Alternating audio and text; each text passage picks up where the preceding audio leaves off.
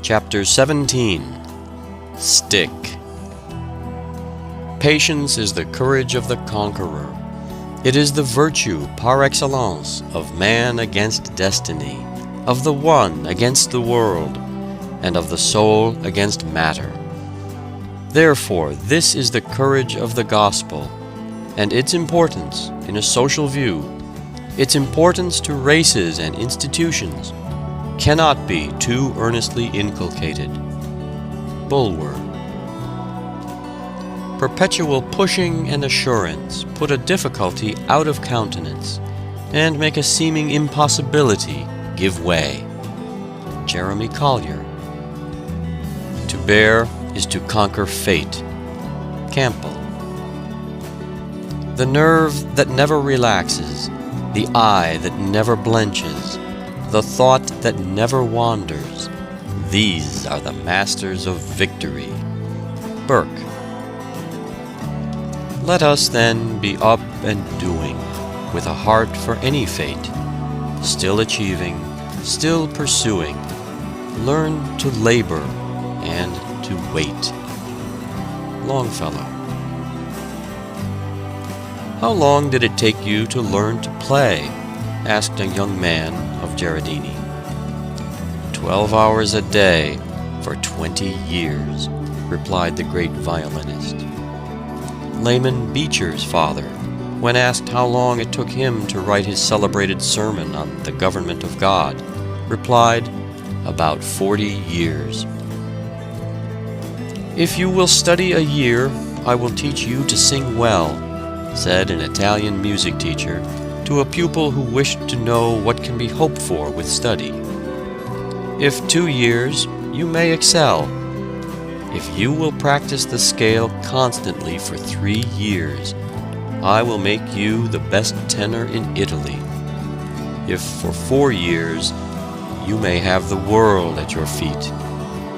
Perceiving that Caffarelli had a fine tenor voice and unusual talent, a teacher offered to give him a thorough musical education free of charge, provided the pupil would promise never to complain of the course of instruction given. The first year, the master gave nothing but the scales, compelling the youth to practice them over and over again. The second year, it was the same. The third, and the fourth, the conditions of the bargain being the only reply to any question in relation to a change from such monotonous drill. The fifth year, the teacher introduced chromatics and thorough bass, and at its close, when Caffarelli looked for something more brilliant and interesting, the master said, "Go, my son, I can teach you nothing more. You are the first singer of Italy and of the world." The mastery of scales and diatonics gave him power to sing anything. "Keep at the helm," said President Porter. "Steer your own ship, and remember that the great art of commanding is to take a fair share of the work. Strike out, assume your own position. Put potatoes in a cart over a rough road, and the small ones go to the bottom." "Never depend upon your genius," said John Ruskin in the words of Joshua Reynolds. "If you have talent, industry will improve it. If you have none, industry will supply the deficiency." "The only merit to which I lay claim," said Hugh Miller, "is that of patient research, a merit in which whoever wills may rival or surpass me, and this humble faculty of patience, when rightly developed, may lead to more extraordinary development of ideas than even genius itself." Titian, the greatest master of color the world has seen, used to say, "White, red, and black, these are all the colors that a painter needs, but he must know how to use them." It took 50 years of constant hard practice to bring him to his full mastery. "How much grows everywhere if we do but wait," exclaims Carlyle. "Not a difficulty but can transfigure itself into a triumph. Not even a deformity, but if our own soul have imprinted worth on it, will grow dear to us. Persistency is characteristic of all men who have accomplished anything great. They may lack in some other particular, have many weaknesses or eccentricities, but the quality of persistence is never absent in a successful man. No matter what opposition he meets, or what discouragements overtake him, he is always persistent. Drudgery cannot disgust him. Obstacles cannot discourage him. Labor cannot weary him. He will persist no matter what comes or what goes. It is a part of his nature. He could almost as easily stop breathing. It is not so much brilliancy of intellect or fertility of resource as persistency of effort, constancy of purpose that makes a great man. Persistency always gives confidence. Everybody believes in the man who persists. He may meet misfortunes, sorrows, and reverses, but everybody believes that he will ultimately triumph because they know there is no keeping him down. Does he keep at it? Is he persistent? Is the question which the world asks of a man. Even the man with small ability will often succeed if he has the quality of persistence, where a genius without persistence would fail. How hard I worked at that tremendous shorthand, and all improvement appertaining to it, said Dickens. I will only add to what I have already written of my perseverance at this time of my life, and of a patient and continuous energy which then began to be matured within me, and which I know to be the strong point of my character, if it have any strength at all, that there, on looking back, I find the source of my success. I am sorry to say that I don't think this is in your line, said Woodfall the reporter, after Sheridan had made his first speech in Parliament. You had better have stuck to your former pursuits. With his head on his hand, Sheridan mused for a time, then looked up and said, "It is in me, and it shall come out of me." From the same man came that harangue against Warren Hastings, which the orator Fox called the best speech ever made in the House of Commons. The man who is perpetually hesitating which of two things he will do first, said William Wirt, will do neither. The man who resolves, but suffers his resolution to be changed by the first counter-suggestion of a friend, who fluctuates from opinion to opinion, from plan to plan, and veers like a weathercock to every point of the compass, with every breath of caprice that blows, can never accomplish anything great or useful. Instead of being progressive in anything, he will be at best stationary, and more probably retrograde in all. Great writers have ever been noted for their tenacity of purpose. Their works have not been flung off from minds aglow with genius, but have been elaborated and elaborated into grace and beauty, until every trace of their efforts has been obliterated. Bishop Butler worked 20 years incessantly on his Analogy, and even then was so dissatisfied that he wanted to burn it. Rousseau says he obtained the ease and grace of his style only by ceaseless inquietude, by endless botches and erasures. Virgil worked 11 years on the Aeneid. The notebooks of great men like Hawthorne and Emerson are telltales of enormous drudgery, of the years put into a book which may be read in an hour. Montesquieu was 25 years writing his Esprit de Loi, yet you can read it in 60 minutes. Adam Smith spent 10 years on his Wealth of Nations. A rival playwright once laughed at Euripides for spending 3 days on 3 lines, when he had written 500 lines. but your 500 lines in 3 days will be dead and forgotten, while my 3 lines will live forever," replied Euripides. Sir Fowell Buxton thought he could do as well as others if he devoted twice as much time and labor as they did. Ordinary means and extraordinary application have done most of the great things in the world. Defoe offered the manuscript of Robinson Crusoe to many booksellers, and all but one refused it. Addison's first play, Rosamond, was hissed off the stage, but the editor of the Spectator and Tatler was made of stern stuff, and was determined that the world should listen to him, and it did. David Livingstone said, "Those who have never carried a book through the press can form no idea of the amount of toil it involves. The process has increased my respect for authors 1,000-fold. I think I would rather cross the African continent again than undertake to write another book." "For the statistics of the Negro population of South America alone," says Robert Dale Owen, "I examined more than 150 volumes."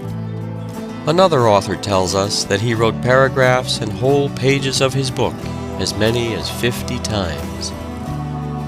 It is said of one of Longfellow's poems that it was written in 4 weeks, but that he spent 6 months in correcting and cutting it down.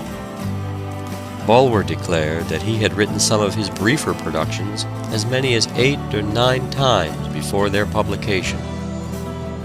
One of Tennyson's pieces was rewritten 50 times. John Owen was 20 years on his commentary on the Epistle to the Hebrews, Gibbon on his Decline and Fall 20 years, and Adam Clarke on his commentary 26 years. Carlyle spent 15 years on his Frederick the Great. A great deal of time is consumed in reading before some books are prepared. George Eliot read 1,000 books before she wrote Daniel Deronda. Allison read 2,000 before he completed his history. It is said of another that he read 20,000 and wrote only 2 books. Virgil spent several years on the Georgics, which could be printed in 2 columns of an ordinary newspaper. "Generally speaking," said Sidney Smith, "the life of all truly great men has been a life of intense and incessant labor. They have commonly passed the first half of life in the gross darkness of indigent humility, overlooked, mistaken, condemned by weaker men, thinking while others slept, reading while others rioted, feeling something within them that told them that they should not always be kept down among the dregs of the world. And then, when their time has come, and some little accident has given them their first occasion, they have burst out into the light and glory of public life, rich with the spoils of time, and mighty in all the labors and struggles of the mind." Malibran said, "If I neglect my practice a day, I see the difference in my execution. If for 2 days, my friends see it. And if for a week, all the world knows my failure." Constant, persistent struggle she found to be the price of her marvelous power. "If I am building a mountain," said Confucius, "and stop before the last basketful of earth is placed on the summit, I have failed." "Young gentlemen," said Francis Wayland, "remember that nothing can stand day's work." America will never produce any great art until our resources are developed and we get more time. As a people, we have not yet learned the art of patience. We do not know how to wait. Think of an American artist spending 7, 8, 10, and even 12 years on a single painting, as did Titian, Michelangelo, and many of the other old masters. Think of an American sculptor spending years and years upon a single masterpiece, as did the Greeks and Romans. We have not yet learned the secret of working and waiting. "The single element in all the progressive movements of my pencil," said the great David Wilkie, "was persevering industry." The kind of ability which most men rank highest is that which enables its possessor to do what he undertakes and attain the object of his ambition or desire. The reader of a newspaper does not see the first insertion of an ordinary advertisement, says a French writer. The second insertion he sees but does not read. The third insertion he reads.